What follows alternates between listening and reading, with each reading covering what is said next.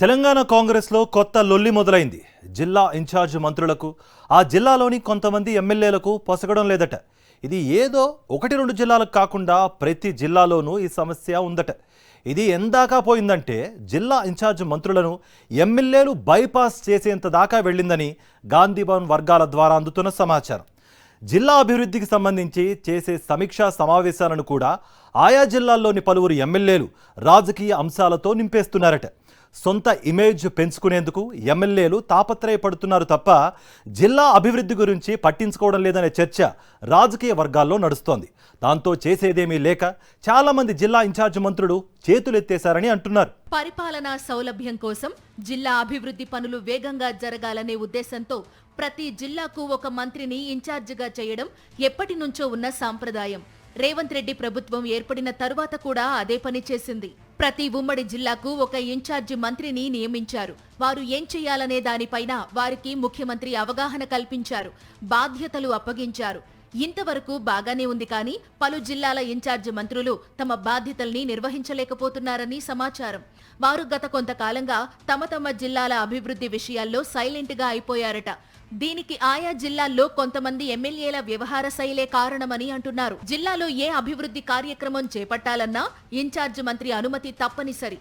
ఇది ఎమ్మెల్యేలకు నచ్చడం లేదట. తమ నియోజకవర్గాల్లో అభివృద్ధి పనులకు ఇన్ఛార్జ్ మంత్రి అనుమతి ఏంటని కొందరు ఎమ్మెల్యేలు బహిరంగంగానే ప్రశ్నిస్తున్నారట. మరికొందరు ఎమ్మెల్యేలైతే ఇన్ఛార్జ్ మంత్రిని బైపాస్ చేసి తెలంగాణ కాంగ్రెస్ అధ్యక్షుడు మహేష్ కుమార్ గౌడ్ ను ముఖ్యమంత్రి రేవంత్ రెడ్డిని కలుస్తున్నారని సమాచారం. వారి దగ్గర తమ నియోజకవర్గాల పనులకు సంబంధించి వివరాలు ఇస్తున్నారట. వాటిని చేయించాలని చెబుతున్నారట. అయితే ఆయా వివరాలను పీసీసీ చీఫ్ మహేష్ కుమార్ గౌడ్ కానీ ముఖ్యమంత్రి రేవంత్ రెడ్డి కానీ తిరిగి ఇన్ఛార్జ్ మంత్రులకే పంపుతున్నారని సమాచారం. అలాంటప్పుడు ఇన్ఛార్జ్ మంత్రుల్లో ఆగ్రహం కట్టలు తెంచుకుంటోందట. తమను బైపాస్ చేసి పీసీసీ చీఫ్ దగ్గరకు, ముఖ్యమంత్రి దగ్గరకు వెళ్లిన ఎమ్మెల్యేల విషయంలో ఆయా ఇన్ఛార్జ్ మంత్రులు అంటిముట్టనట్టుగా ఉంటున్నారట. అంతేకాదు, ఆయా ఎమ్మెల్యేల పనులకు గ్రీన్ సిగ్నల్ ఇవ్వకుండా పక్కన పెట్టేస్తున్నారట. ఈ నేపథ్యంలో ఇన్ఛార్జి మంత్రికి సదరు ఎమ్మెల్యేలకు మధ్యన కోల్డ్ వార్ నడుస్తోందని సమాచారం. ఏదో ఒక జిల్లాలో కాకుండా ప్రతి జిల్లాలో ఇలాంటి కోల్డ్ వార్ సమస్యలు ఉన్నాయని అంటున్నారు. ఇక అడపాదడపా నిర్వహించే జిల్లా అభివృద్ధి సమీక్షా సమావేశాలను సైతం ఎమ్మెల్యేలు పొలిటికల్ మీటింగులుగా మారుస్తున్నారట.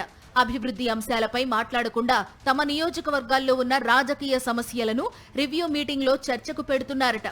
దీంతో రివ్యూ మీటింగ్ అంతా రసాభాసగా మారి అనేక సందర్భాల్లో మీటింగ్లనే వాయిదా వేసే పరిస్థితి దాపురిస్తోందని ఇన్ఛార్జ్ మంత్రులు వాపోతున్నట్టు సమాచారం. కాంగ్రెస్ కు చెందిన చాలా మంది ఎమ్మెల్యేలు సొంత ఇమేజ్ కోసం ప్రయత్నం చేస్తున్నారట.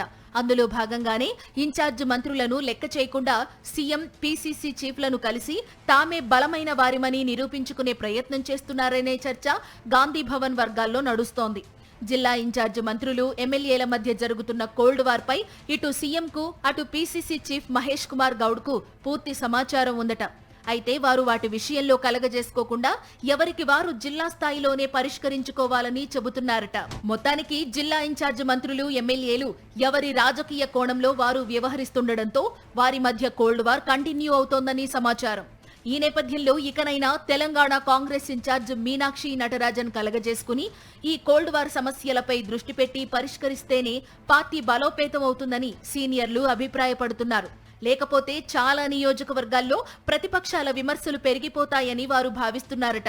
ఈ పరిస్థితుల్లో మీనాక్షి నటరాజన్ ముందడుగు వేసి జిల్లా ఇన్ఛార్జ్ మంత్రులతో పాటు ఎమ్మెల్యేలతోనూ మాట్లాడి జిల్లా అభివృద్ధి పనులు జరిగేలా చూస్తారో, లేక నాకెందుకులే లేనిపోని ఈ లంపటం అని అనుకుంటారో వేచి చూడాలి.